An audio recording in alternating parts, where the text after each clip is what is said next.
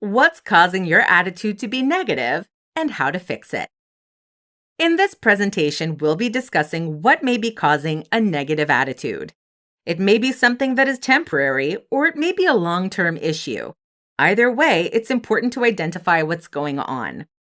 With a negative attitude, there's always a source, so it may be a good idea to identify that source and come up with a solution to turn a negative attitude into a positive one.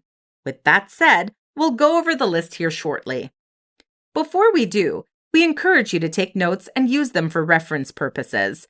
This will ensure that you know exactly what may be causing a negative attitude and what you can do to fix it. Let's get started. First, we'll talk about pessimistic thinking and negative self-talk. This is focusing on the negative aspect of a situation instead of the positive. You might be thinking in the vein of, "This is never going to work," or "I'm never going to be good enough." Negative thinking and self-talk is perhaps one of the worst things you can do to yourself, especially when it comes to your mental health. So reframe all of this in favor of the positive. Reframe the positive thoughts as, "This will work and I'll find a way," or "I will be good enough." These thoughts will also be voiced aloud as well. So if you think positively, you will speak positively. Next, let's take a look at the lack of self-care. When we're not taking the best care of ourselves, this will open the gates to negativity. We may be lacking in care mentally, physically, and emotionally. So it would be a good idea to take the best care of ourselves in these aspects.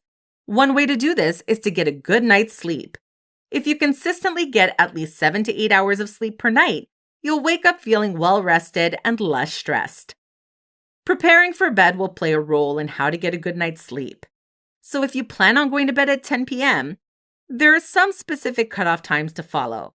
For example, we recommend that you power off your electronics at least an hour and a half to 2 hours prior to your bedtime. So in this example, you should power off electronics at about 8 p.m. at the earliest, but no later than 9:30 p.m. Another thing is to schedule a cutoff time for caffeine. For a 10 p.m. bedtime, it may be wise to consume caffeine no later than noon. Also, it may be a good idea to set the environment so it can help you fall asleep. It needs to be cool, dark, and relaxing. Another thing to be aware of is your stress levels. It's important to keep stress levels low before sleep. Otherwise, you won't be able to get any sleep at all because all the negative thoughts bubbling in your head. Finally, it's important to pull yourself away from negative environments. This includes not being around negative people or even going to places that exude a negative atmosphere. Instead, you want to surround yourself with positive people. What kind of people uplift you and make you feel good about yourself? What makes you feel good in general? Focus more on that instead of the negative things.